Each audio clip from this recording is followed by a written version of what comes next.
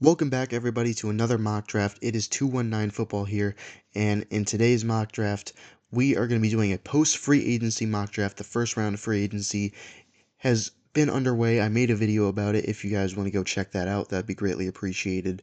But today, we're going to be having some conversations about what teams have done in free agency and how that's going to affect their draft strategy. We're going to have crazy trades, unique selections, all of that, everything that comes in a mock draft, you're going to get it today. So be sure to like and subscribe for more NFL content as well.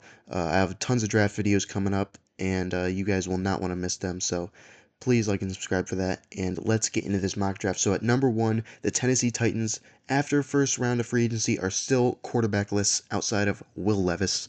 So it's becoming more clear and clear that, to be honest, they're probably just going to end up taking quarterback, and that's what I'm going to have them doing. Taking Cam Ward, number one overall, is the growing consensus in the draft community right now. Um, Will Levis will still be a fine backup, but honestly, if they do draft Cam Ward, they might end up just moving Will Levis and moving forward with the other quarterback they have. I forget who it is right now. I think it's Brandon Allen on their roster. So Cam Ward, super high upside. They take him at number one. And yeah, so the Cleveland Browns up at number two. There have been a lot of reports that they also are taking a quarterback, or at least they want to, but Cam Ward is off the board, and for me, I just I find it hard to believe that Shedeur Sanders is going number two overall. I really, really do. And with the massive extension of Myles Garrett, I'm gonna have the Cleveland Browns taking Travis Hunter, with the move there probably being that they're gonna play him at wide receiver, and that's fine because Travis Hunter is a great wide receiver. They just unfortunately don't need him at quarterback or at corner.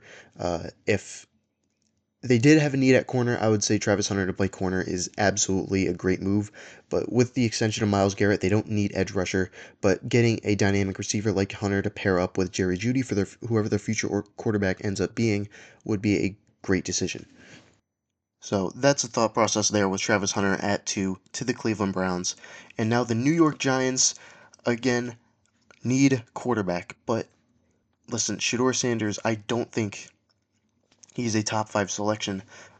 But with that being said, a lot of these teams that need a quarterback, like the Raiders and the Jets, uh, don't need quarterback anymore. I mean, obviously, the Raiders have Geno Smith, who's old, and Justin Fields may not be the answer for the Jets, but they don't need to draft a quarterback now that they have those options. So Shedeur Sanders is way less likely to go down here. So you can afford to trade down if you are the New York Giants.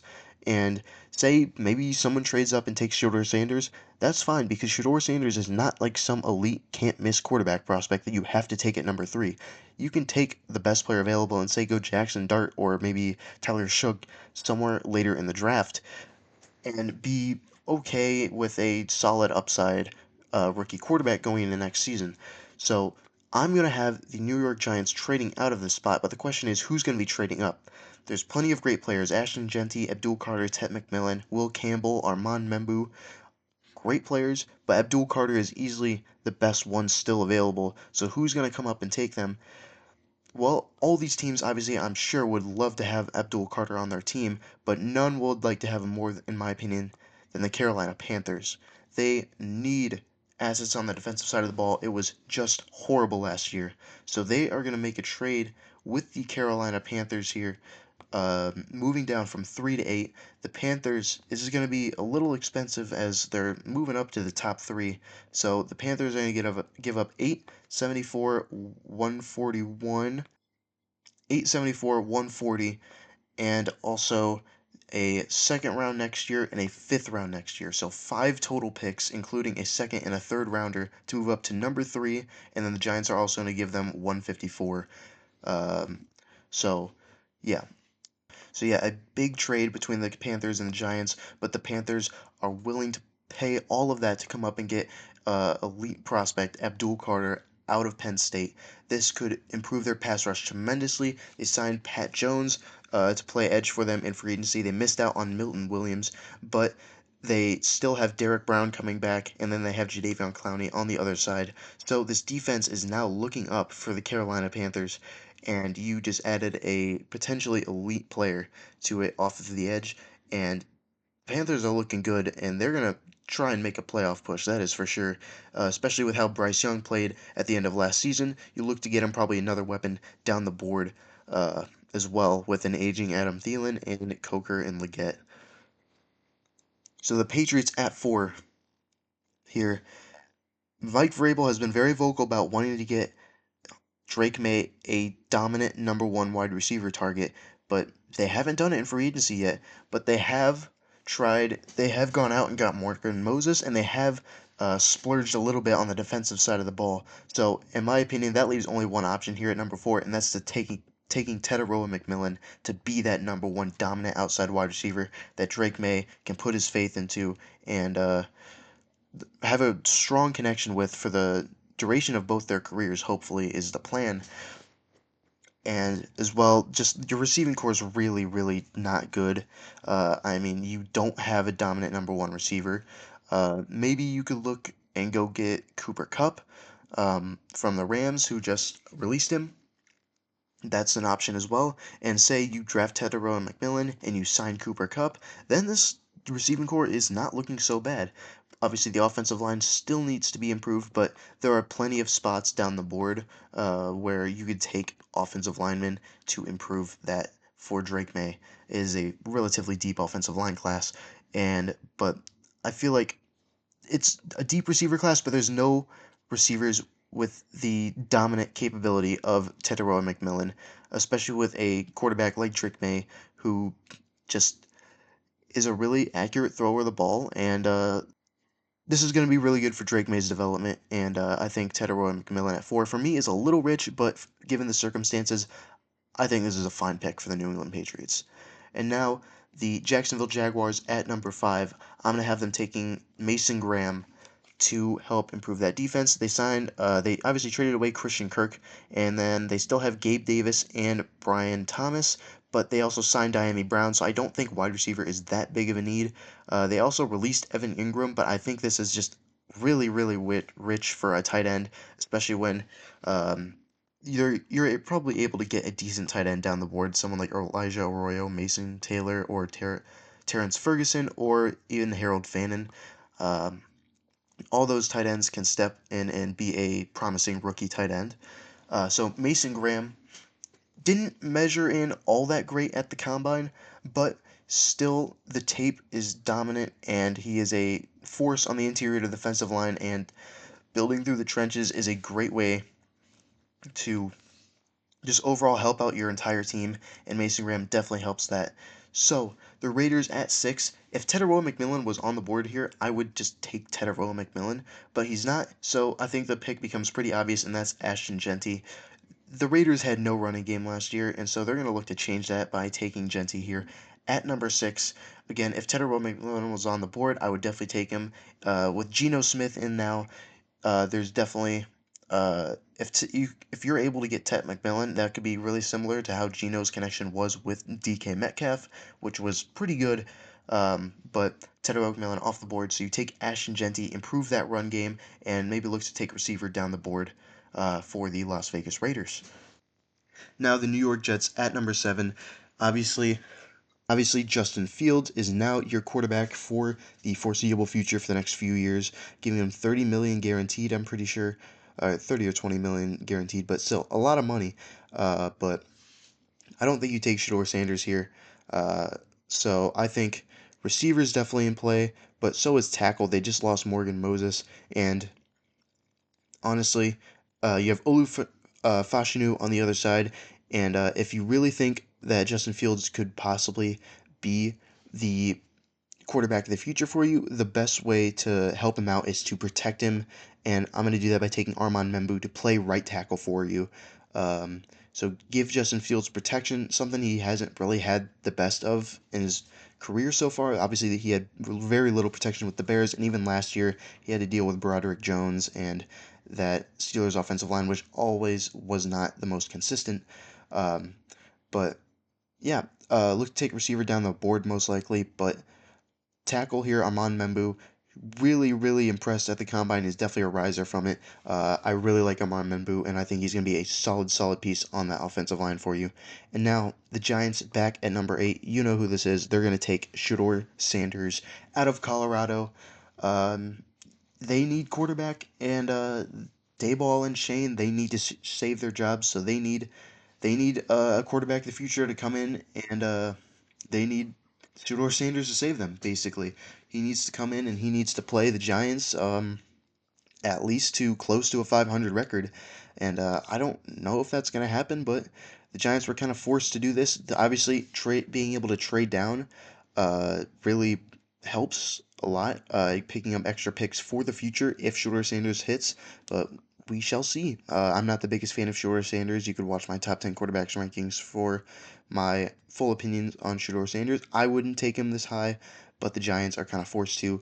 So they take Shedeur Sanders at number 8 after trading down. Pretty good deal for the New York Giants, hopefully getting their quarterback of the future while also getting some picks from the Carolina Panthers. Now the New Orleans Saints at number 9. I experimented with a lot of things here. They re-signed Juwan Johnson to a relatively big contract, so I think that doesn't eliminate Tyler Warren, but I think it makes it a lot less likely. And I think they look elsewhere. I don't think they look to running back, especially because the value for Amari and Hampton just really isn't there inside the top 10. Receiver is an option here, so is defensive line, and so is offensive line. And I also experimented with trading down, but I just couldn't really find a great trade. So I'm just going to have them going best player available here, which is probably either Tyler Warren or Will Campbell. But considering they re-signed Juwan Johnson, I'm going to have them taking Will Campbell to probably play right tackle and move Trevor Penning inside.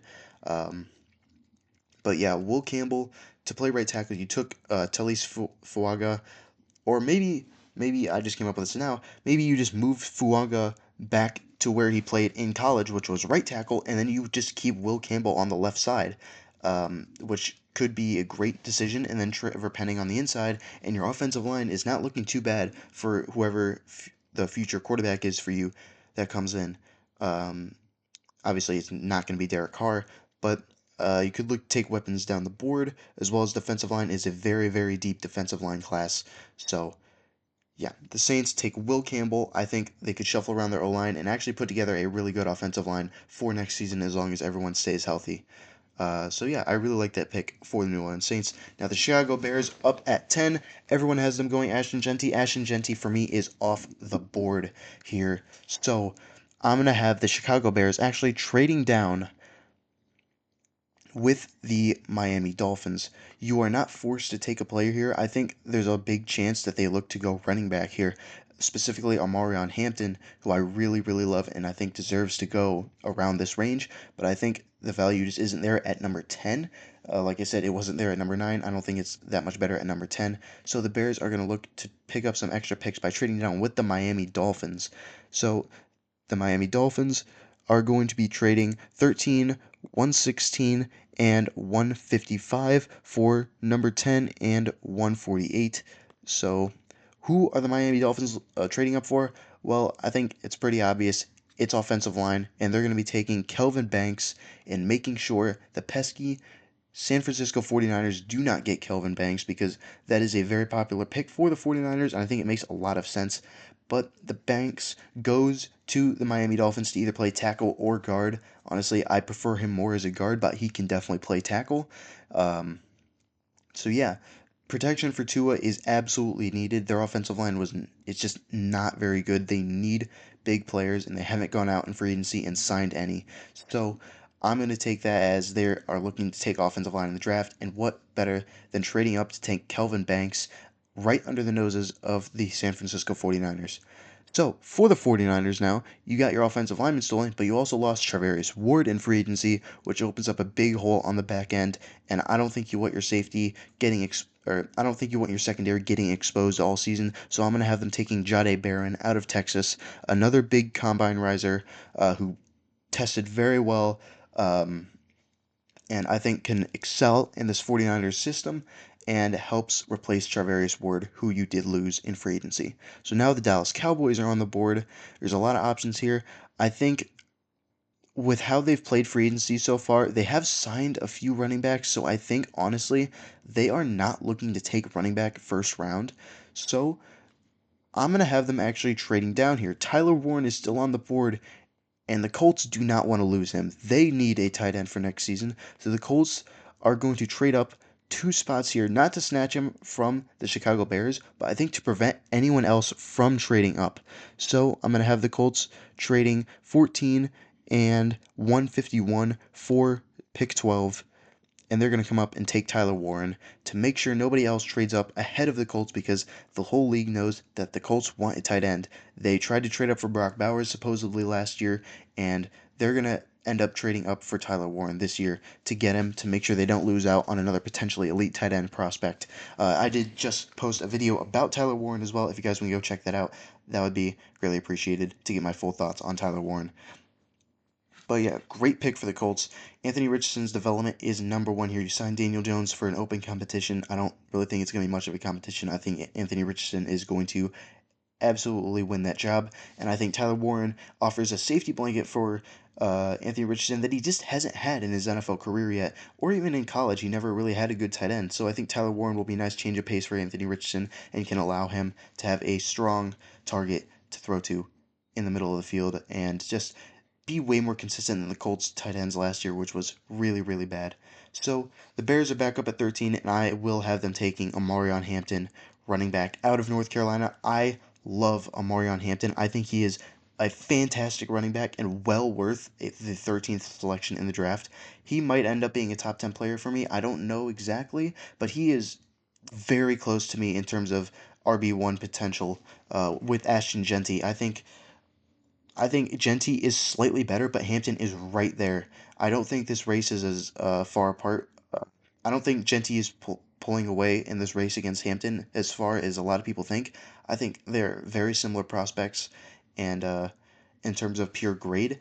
And I think Amarion Hampton is going to be a monster in the league, and he's going to elevate that Chicago Bears offense even more after they went out and signed tons of uh, went out and traded for tons of offensive linemen and signed Drew Dahlman. So now the interior of that offensive line is completely revamped for Caleb Williams in this run game. And I think while yes, you have DeAndre Swift, Amarion Hampton and DeAndre Swift could be a really good 1-2 punch. So Hampton does not have to carry the full load in his rookie season. You could split carries and be really effective with both running backs um, on the field. So I think this adds more dynamicism to that Chicago Bears offense, and that team is looking really good if they can pick up Amarion Hampton. So the Dallas Cowboys at number 14 after trading down, I'm going to have them taking. I really do think that they would look for offensive line, but there's just not a great offensive lineman that I think they're gonna be looking to take here. But I do think they're gonna be looking to take Matthew Golden out of Texas. Golden, another really big combine riser, ran super fast. It wasn't that fast on film, but you know that top end speed is in there. The Dallas Cowboys, I think, really, really need a running back, but it's a deep running back class, so they don't have to take it round one. But I think Matthew Golden is really in contention for that wide receiver one spot with Teteroy McMillan. I'm going to be honest, he is fantastic route running. I also have a video on Matthew Golden as well if you want to go see my thoughts on him. I really, really love Matthew Golden. He's had a great story, a great journey up to this point, and I think opposite CeeDee Lamb, him that offense just got a whole lot better. Now you have a real threat outside of CeeDee Lamb on that offense um, at the receiver spot. So Dak is going to be very happy with this, and it definitely improves the Cowboys' offense for sure. And now the Atlanta Falcons, this just has to be edge rusher. So which one is it going to be? Is it going to be James Pierce? Is it going to be Mike Green? They both have really big character concerns. Mike Green especially. James Pierce, we'll see. But I'm not going to have them taking one of those. I'm actually going to have them taking Jalen Walker out of Georgia. I think Jalen Walker can play that role that they had. What's his name? I can't think of his name, but they had a linebacker, also Caden Ellis. That's his name.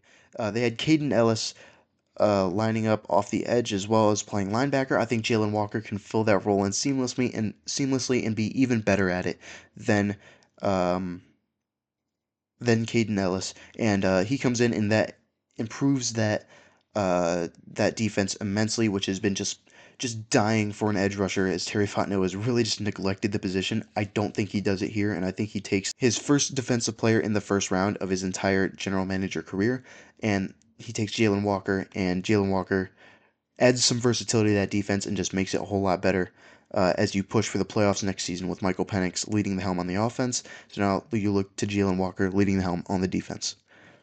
And now the Arizona Cardinals, they went out, they got Josh Sweat in free agency as well, which improves their edge rusher position. They also have Darius Robinson, BJ Ojolari coming back. They have Zaven Collins. I think this defensive line is very much improved, so I think now you look towards the offensive line, and I'm going to have them taking interior offensive lineman Gray Zabel out of North Dakota State to play probably guard to help protect Kyler Murray for this next season. Uh, just that offensive line is not very good, and you need to improve it to help protect your franchise quarterback. Gray Zabel does that. Pretty simple, easy selection for the Arizona Cardinals here. And now the Cincinnati Bengals at 17, they are going to be taking edge rusher as they are going to be looking to trade Trey Hendrickson. We'll see if he gets moved or not, but anyways, they still need defensive end anyways as Sam Hubbard's gone. Miles Murphy hasn't been what you've wanted him to be. So I'm gonna have them taking super athletic edge rusher Shamar Stewart out of Texas A&M. Um, Stewart, really good athlete, one of the best we've ever seen at the edge rusher position, with the likes of Myles Garrett, Micah Parsons, and all of them. Just elite length, elite speed, explosiveness, all that. Just hasn't put it together in terms of production, but I think if you get good coaching, he can certainly do that. And this defense is in desperate need of some talent, and Shamar Stewart definitely brings that. Now, Seattle Seahawks at pick 18, you signed Sam Darnold. No more Geno Smith in the building. Receiver is also gone. But I think the biggest need on this team is still interior offensive line, especially if Sam Darnold is your quarterback. Sam Darnold is not the best when under pressure. We saw that a lot late in the season last year against the Los Angeles Rams, where he just kind of completely crumbled in that playoff game as they just kept getting pressure, and the Vikings just were not great on that interior line. Obviously, they've improved it now, but Sam Darnold's not there anymore, so he's with Seattle, and the biggest need on this team is, without a doubt, interior of the offensive line, so that's why they're going to take Tyler Booker to help shore up that interior offensive line.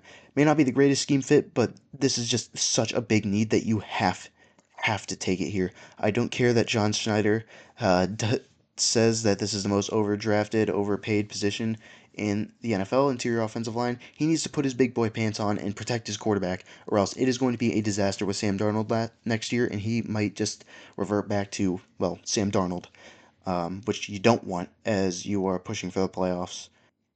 Now the Tampa Bay Buccaneers. This is going to be a pretty chalk pick. This is Jahad Campbell, another guy who put a pretty good show on at the combine.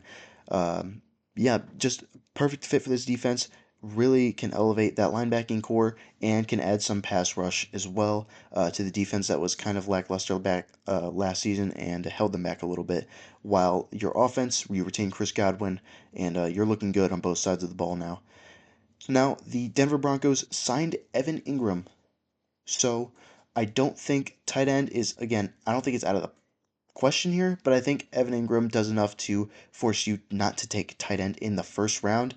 And so I am going to have the Denver Broncos looking to another pass catching position, and that's a wide receiver, getting more weapons for Bo Nix, and that is going to be Luther Burden for me. A big guy, big run after catch guy who can just be.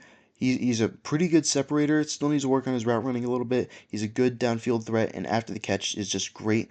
Skill set is kind of redundant with Marvin Mims, but I don't think Marvin Mims is really deterring you from drafting a great talent like Luther Burden. I love Burden, and I think he's going to do excel in this offense, which has a lot of screens for Bo Nix.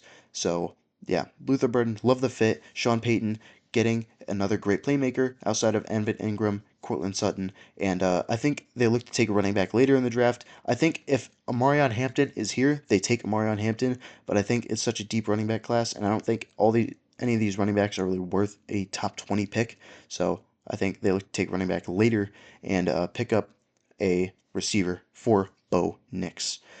Now, the Steelers at 21. This is a possible quarterback spot. Jackson Dart, maybe. I really just still don't think Jackson Dart is a first round pick. So, if you notice, Will Johnson is still on the board. Will Johnson did not test at the combine. There's a lot of injury and athleticism concerns with Will Johnson, so he has fallen all the way down to pick 21. And the Steelers could look to use that to their advantage to pick up some draft capital from a different team who's going to look to trade up, and that team that's going to trade up is going to be the LA Rams to come up and select Will Johnson. So the Rams are going to give up 26, 127, and 202. And then the Steelers are going to give up 21 and then 229. So the Rams come up and they are going to take Will Johnson. This is just unbelievable for the Los Angeles Rams. They already have a great defensive line. That secondary was a little questionable last season, so they go out and get in a potential elite corner prospect who has fallen due to injury and athleticism concerns.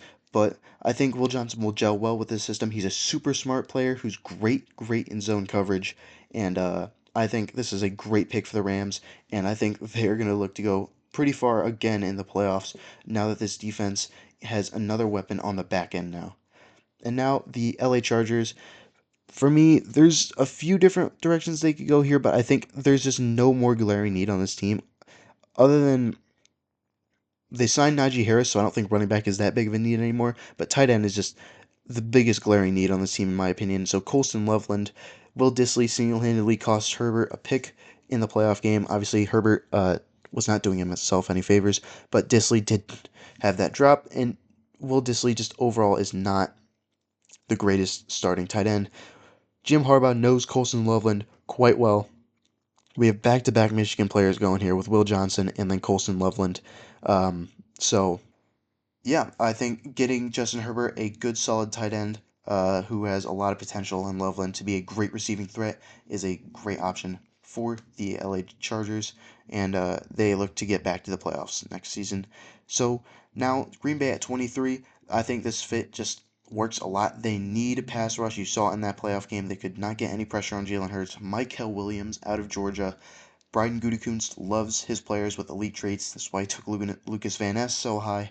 Obviously, that hasn't worked out. That's why you're drafting Mykel Williams. But also, Rashawn Gary took a really big step back last year.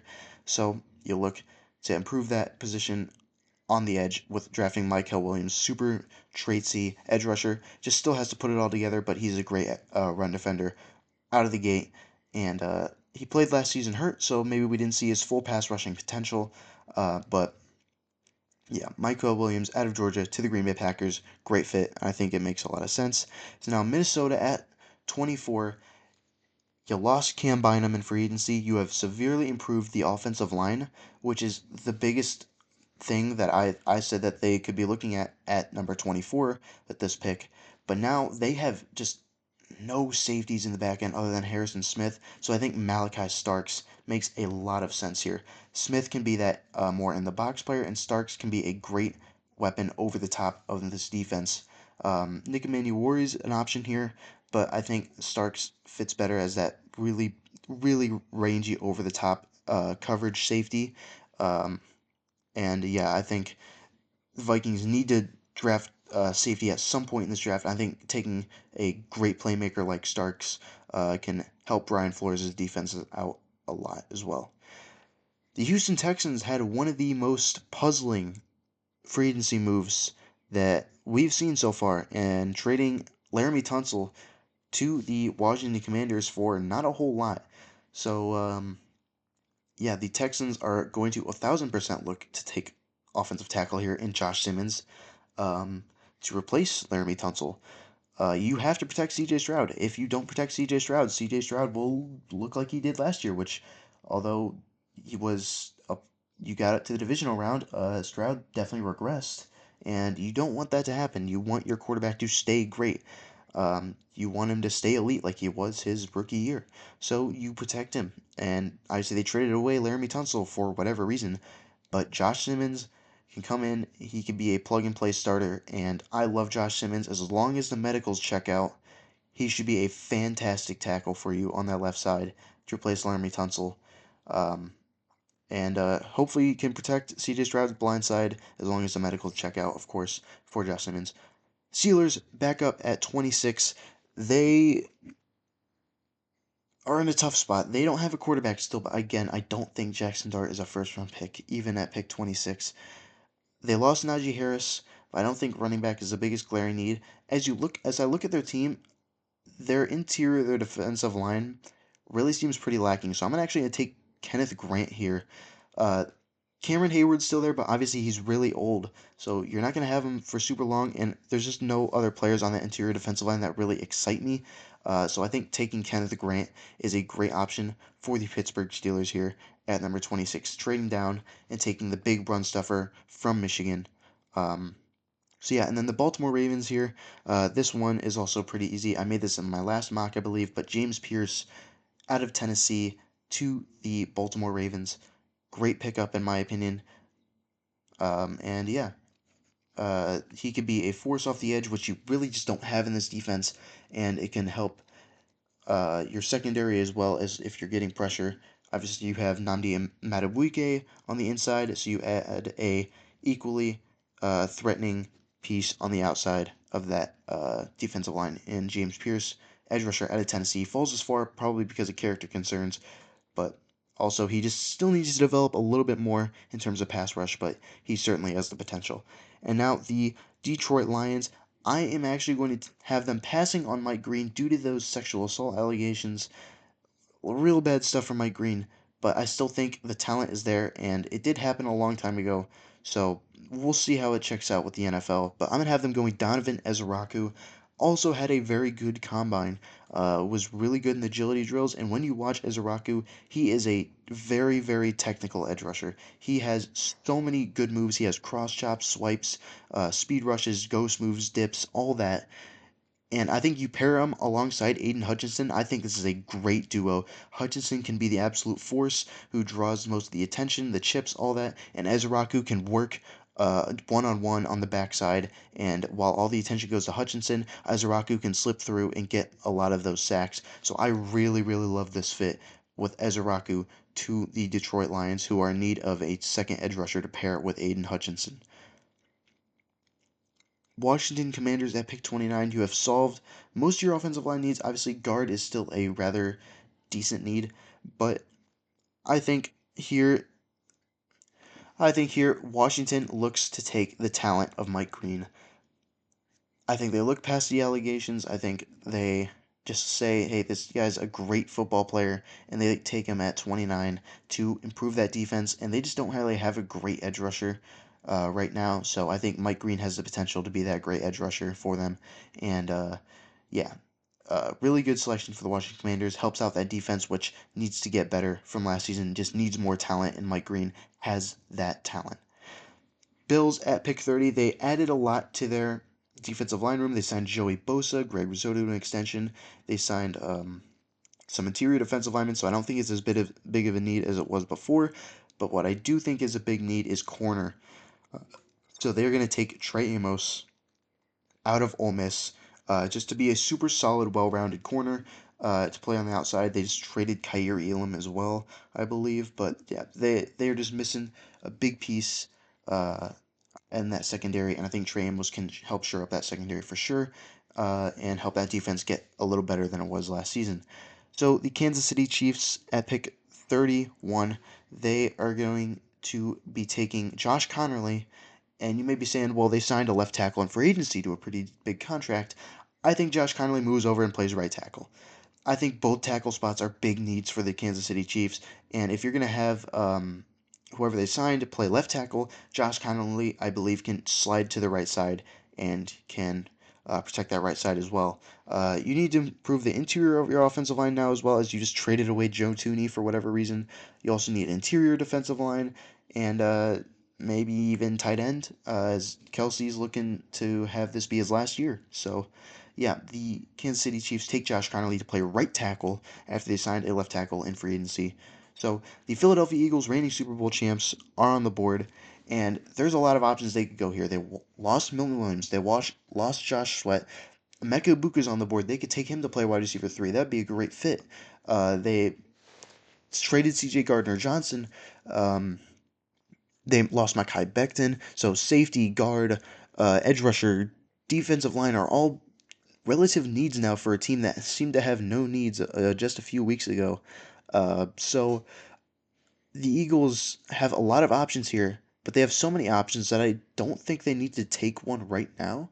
And Emeka Ibuka is on the board, and I think if you're the Tennessee Titans, I think you make a move up back into the first round here for Emeka Ibuka. So I'm going to have them doing a few pick swaps here. So the Eagles are going to give up 32 and 168, and then the Tennessee Titans are going to give up 35 and 141 to the Eagles to move up 3 spots to come up and select Emeka Ibuka. You look at Cam Ward. Who was his favorite target last season?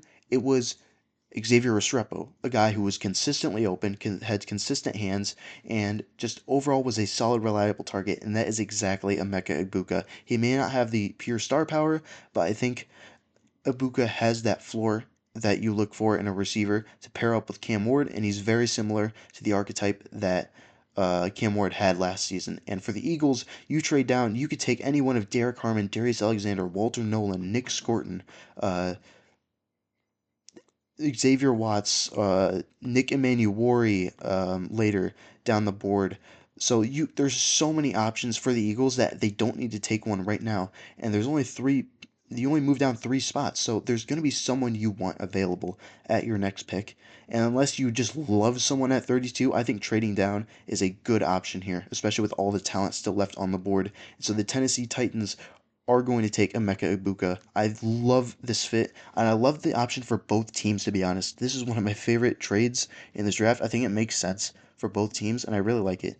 Um, but yeah, Walter Nolan falling out of the first round, I don't think is too big of a uh, surprise. Obviously, last year we saw Jer'Zhan Newton fall out of the first rounds, who a lot of people thought was a surefire first round pick. These things happen, players fall, and Walter Nolan has some concerns that have come out, so maybe that's the issue with it. But this is Mock Draft 3.0. I hope you guys did enjoy, a lot of fun in this one post free agency. I think my next mock draft will be a full 2-round mock draft, so that should be really fun. So thank you all for watching. Comment down below what you thought of your pick, and yeah, I'll see you guys in the next one.